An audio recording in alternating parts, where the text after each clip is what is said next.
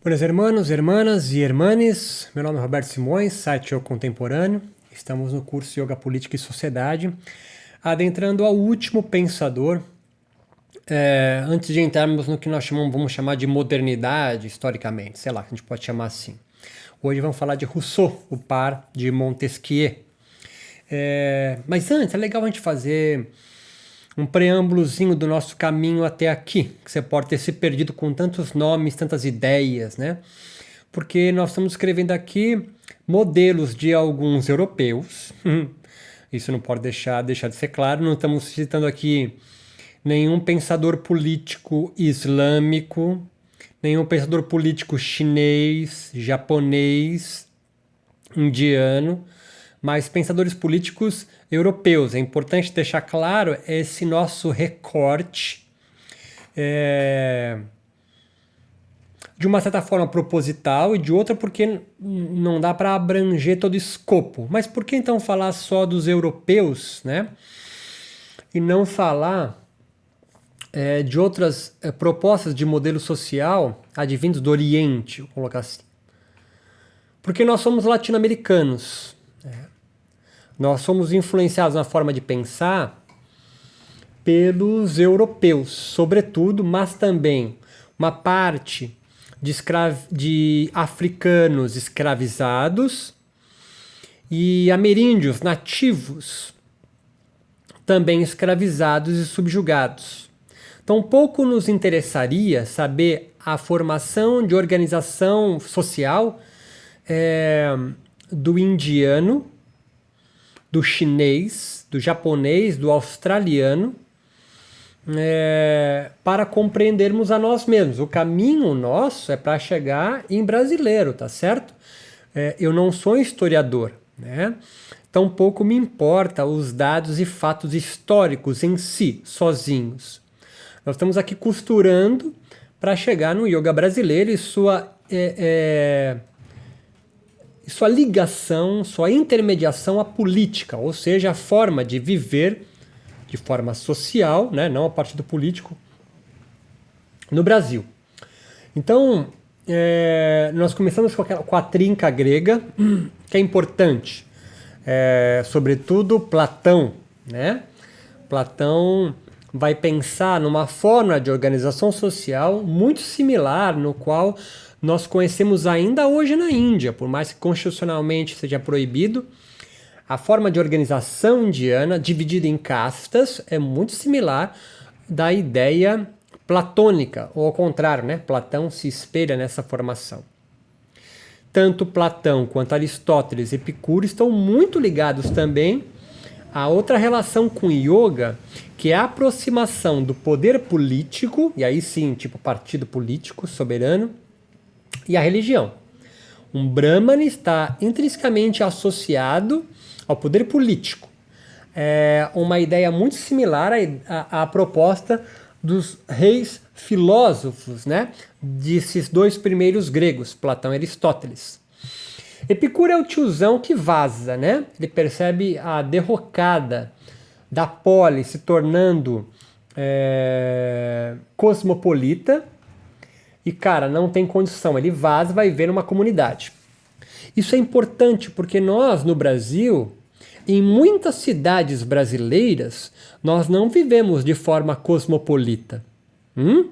No Vale do Jequitinhonha, eu não sei se chegou o que nós chamamos de modernidade lá. Isso não é um ponto negativo, mas é uma constatação de que há muitas cidades no Brasil que vivem uma pré-modernidade. E por que isso é importante com o yoga, pensando o yoga? Porque o yoga não se proliferou nesses espaços sociais não modernos. O yoga prospera no Brasil, porque o nosso recorte é aqui, em cidades cosmopolitas de uma certa forma. Florianópolis, as grandes capitais. São Paulo, Rio de Janeiro, Belo Horizonte, Salvador, cidades maiores no sentido não de poder de riqueza, né? Mas maior na sua transição de formas de pensamento, de cultura.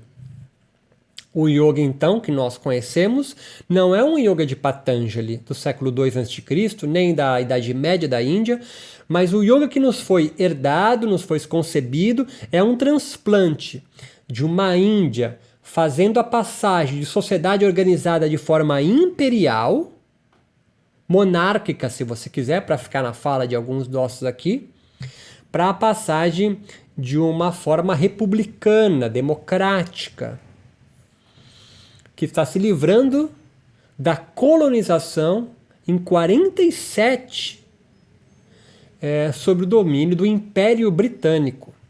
E o yoga, então, é uma das bandeiras nacionalistas desses indianos pela sua independência. Outra parte importante é que nós, quando entramos nos contratualistas, Hobbes e Locke, nós vamos entender em Hobbes a ideia do Estado como Leviatã, ou seja, um monstro que deve aterrorizar a população, mostrando a sua força. Porque o homem na natureza, outro conceito muito importante, o homem na natureza, o homem não vivendo de forma social, convive, vive a lei do cão, cada um faz o que quer, uma licenciosidade. E como que o yoga que nos chega, herdado de Patanjali, deixa isso claro, não existe o yoga, existe o yoga de Patanjali, o yoga medieval, sobretudo dos natas, né? Que é atravessado por diversas outras influências históricas, né? Patanjali especificamente atravessado sob influência Sankhya e obviamente védica, vai cunhar um tipo de sistematização do yoga, um método de yoga, uma escola de yoga, olha só. Como as que nós conhecemos hoje aqui ainda hoje. Que são influenciadas, por sua vez, pela escola de Patanjali. Onde ele vai fazer com que o yoga seja admitido como um darshana, seja aceito pela religião dominante daquela sociedade. Brahmânica, védica, o nome que você queira dar. Como que Patanjali vê, então, o homem? O homem é um ignorante. É um ignorante. Um ignorante da perfeição que ele já é, olha só. Então, ele parece distanciar um pouco da ideia de Hobbes. E se aproximar, talvez, um pouco mais da ideia de Locke. Porque Hobbes vai entender o homem na natureza como a lei do cão. E Locke, todos iguais, né? Se alguém violar a liberdade do outro, pode ser castigado. Então entra o Estado para ser alguém que julga de fora. São conjunções. O yoga de Patanjali, no qual nós herdamos. Por que você fala isso? Porque talvez antes de Patanjali existisse yogas, e existiu, tá certo? Não é um fato, que não era pensar dessa forma. Nós nos perdemos, nós perdemos ele. Era a tradição oral e perdeu por uma forma de pensamento do yoga soberana sobre esta que já existia. E ele então vai chamar o yoga dele de real, de realeza, olha só, nobre, monárquico então. Não é à toa que um dos grandes nomes do yoga no Brasil pregue hoje a volta da monarquia. Então todos somos perfeitos, mas alguns, apenas alguns, já perceberam e sentem isso. E deve, por Deus, talvez, guiar outros. É a mesma ideia do mito da caverna de Platão, os reis filósofos. Quem são os no yoga, então? Os brahmanes, os siddhas, os, swamis, tá certo? Então você vê respingos disso, para não dizer um balde inteiro, desta forma autoritária de pensar, que alguns já se iluminaram, são perfeitos em si mesmos, já perceberam essa perfeição, então deve guiar os outros que ainda não perceberam. É uma forma autoritária, certo? E estes se julgam, se aliam a quem está no poder. Não necessariamente a um governador, a um prefeito, a um vereador. Mesmo que, se você pensar em Prem Baba, ele estava se filiando, sim, ao governador Dória, em São Paulo. Estamos falando de 2019, 2018, 2019, mais ou menos. Então há indícios, mesmo no Brasil, desses iluminados, descendentes, herdeiros do Brahmani Patanjali, alta casta, tanto que ele se veste como um Brahmani, associando-se ao poder político. Então não sejam tolos, não sejam ignorantes, não sejam tolas. Isso se repete ainda hoje. Montesquieu, então, vai pensar uma tripartição, um governo dividido em 3 poderes. Para quê? Para ir quebrando uma certa hegemonia de um só governando.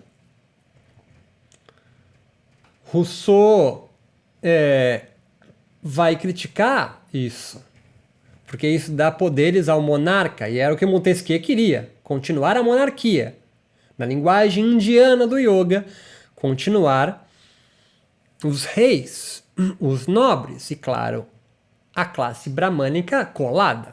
Não é à toa que muitos que se pensam brahmanes, seguindo o hinduísmo como se fossem convertidos, mesmo sem impossível se converter, mas eles se julgam como, é engraçado isso, né? Um latino-americano, um pária, se considerar um brahmane, para ganhar o capital simbólico político, então, sobre esse. E é verdade, tanto que ele ganha muito capital simbólico, se declarando como hindu, brahmane, certo? Partindo, então, para o nosso último desse período, que é Rousseau, a gente entende que, ao contrário, que no seu livro do Contrato Social, Rousseau retoma a discussão sobre a soberania, conceito fundamental para o pensamento político moderno. Mas, ao contrário de Hobbes e Locke, interroga-se sobre o fundamento legítimo da soberania e a origem da desigualdade social. Lembra que Hobbes e Locke entendiam que a soberania vinha dos patriarcas, né? Existia alguém, descendentes de Adão e Eva, que então eram herdeiros da terra. Locke, Rousseau vai criticar isso, enquanto para aqueles a questão era a racionalidade para se livrar desse tipo de pensamento, Rousseau questiona se essa ideia pura e universal pode alcançar a dimensão prática da política, ou seja, na racionalidade é tudo certo, mas na hora da política continua ainda nas mãos dos mesmos.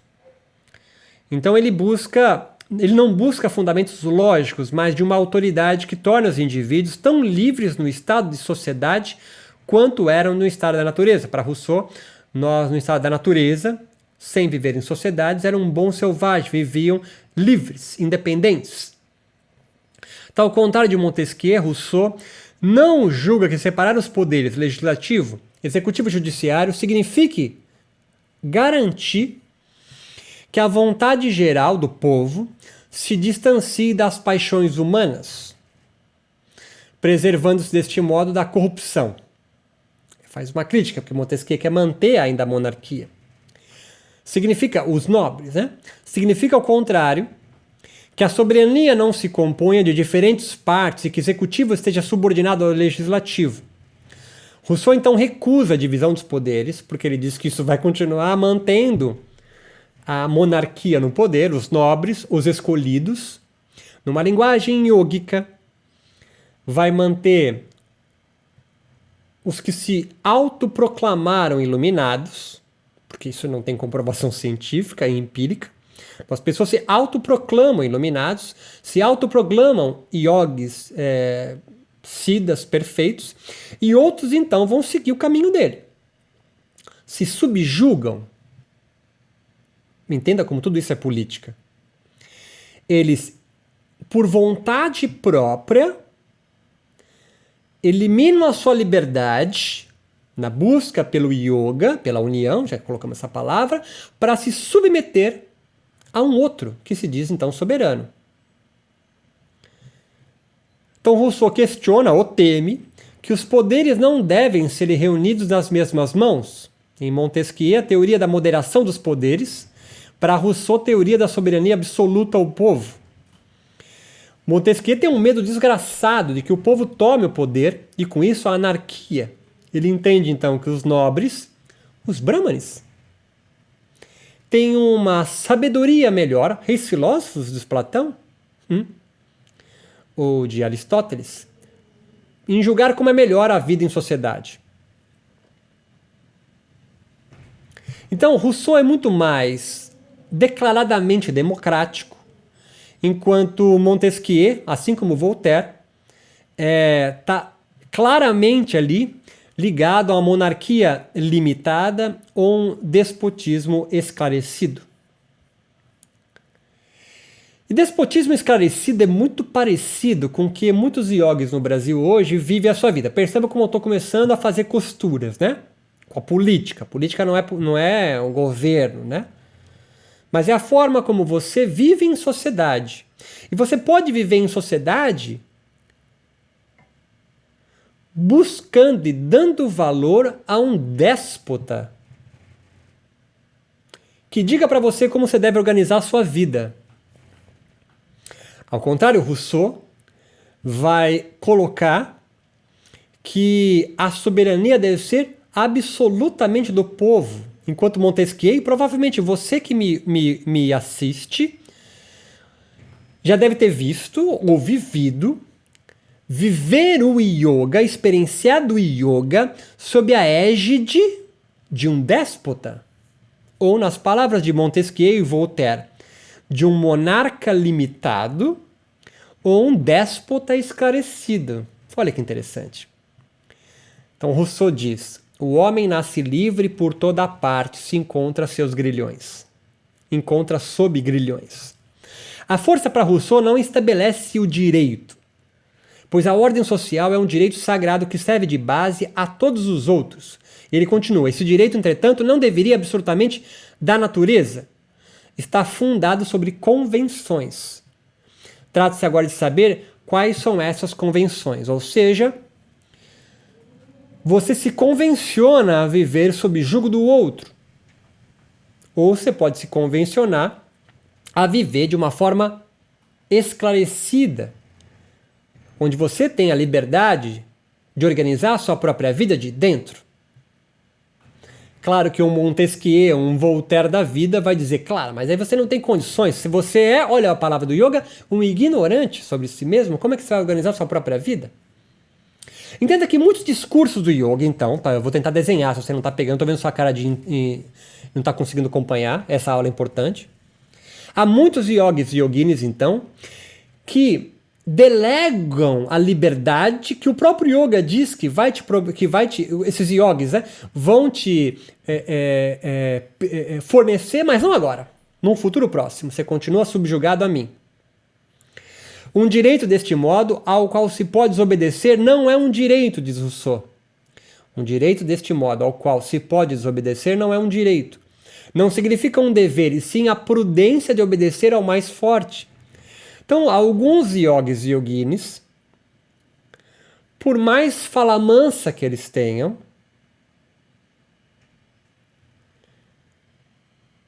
eles fazem você obedecê-lo por prudência, por ele se colocar como mais forte do que você.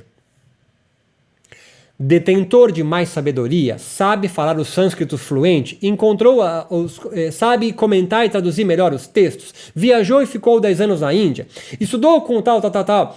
Isso é uma forma de obediência ao mais forte.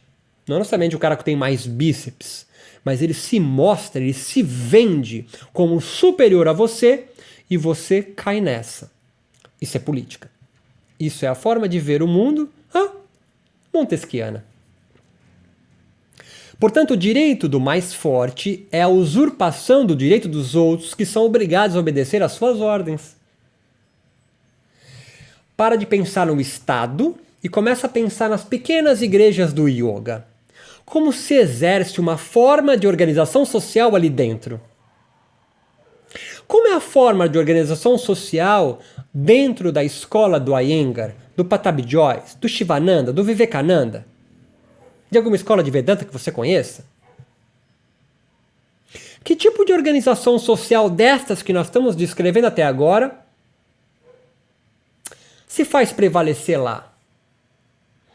Uma como a de Platão, diferenciada por castas, e até há lugares e cores de roupa diferente para ocupar numa sala de aula. Aristotélica, que dentre outras coisas entende que há um rei filósofo e que também há uma teleologia, há um destino, e cabe a você encontrar aonde, qual a engrenagem que você é nesse cosmos gigante. Talvez seja a de servir como intérprete do seu mestre. Ou não.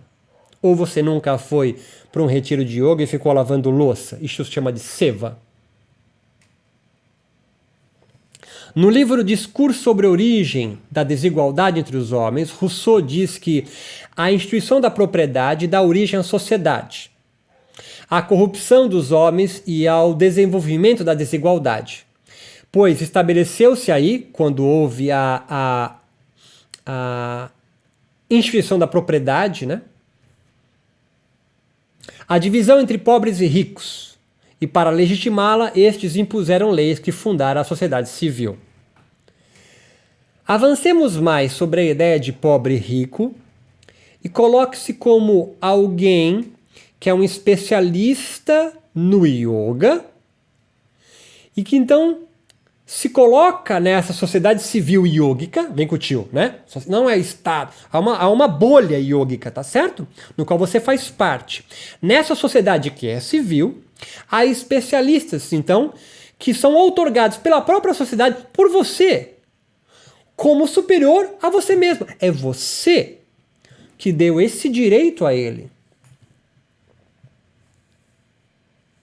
Ah, mas ele estudou mais do que eu. Sim, pode ser. Mas isso faz ele ser superior a você?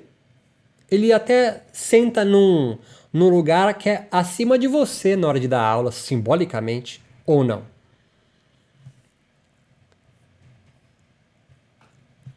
E continua Rousseau no discurso sobre a origem das desigualdades entre os homens. Para manter a lei, cria-se aí a necessidade de especialistas ou magistrados. Estabelece-se assim a desigualdade da hierarquia social entre fortes e fracos.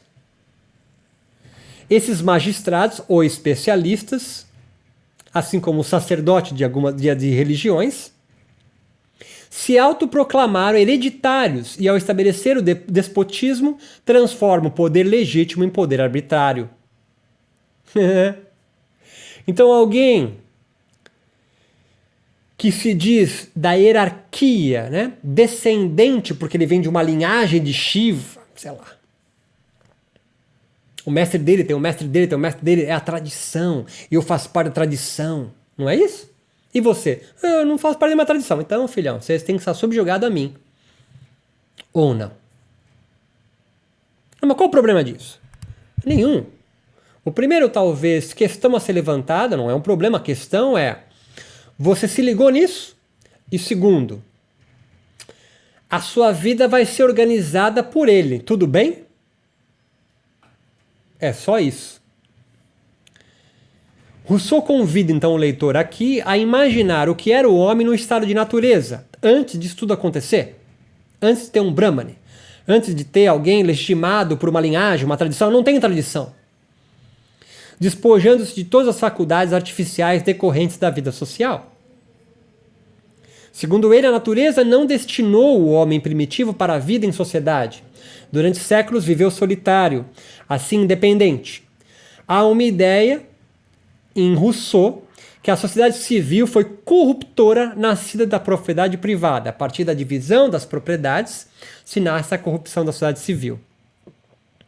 E o Estado no qual ele quer construir é democrático, é o povo retornar a isso.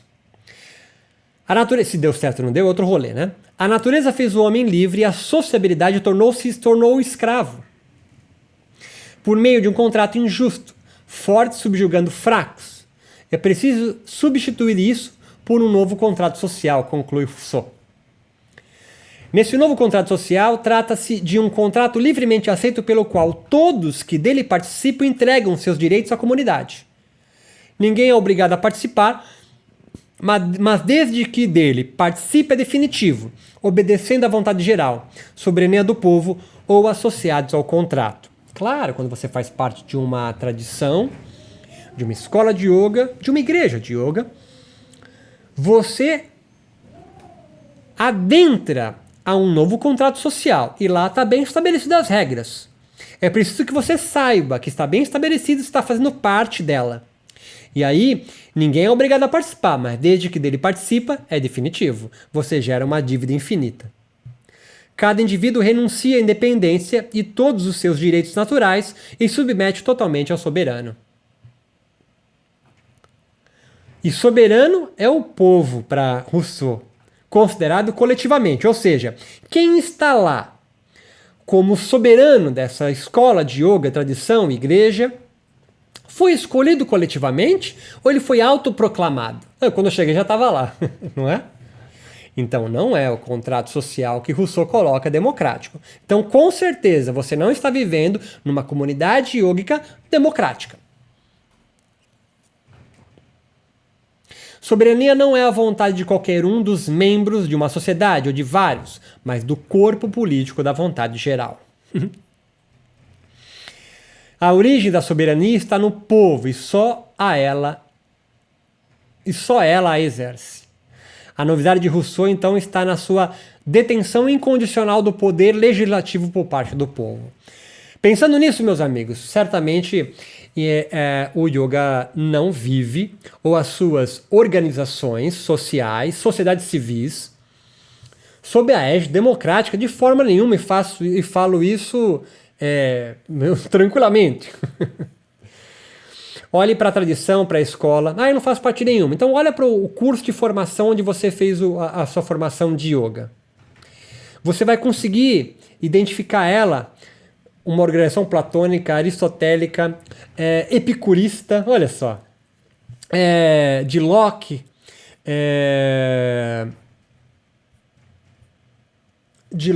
ou de Montesquieu, ou Hobbes. Qual tipo de organização, ou Rousseau, é a organização social onde você convive com o yoga está construída? Essa é a pergunta que eu quero levantar para vocês aqui, porque aqui a gente fecha esse primeiro grande rolê, passando aí por 7 nomes importantes da organização social. Né? E a organização social, volta a reiterar, sai do pensamento do Estado, do Brasil, mas começa a fechar nas formas de organizações sociais da tradição, da escola, da linhagem, do yoga, no qual você faz parte. Meu nome é Roberto Simões, site Yoga Contemporâneo, e convido você a continuar na próxima aula, onde a gente vai adentrar a um tipo de pensamento bastante revolucionário, seu Karl Marx. Marx, Weber e a gente finaliza com Foucault. São 3 nomes para a gente acabar nosso curso aqui. Forte abraço e até a próxima aula.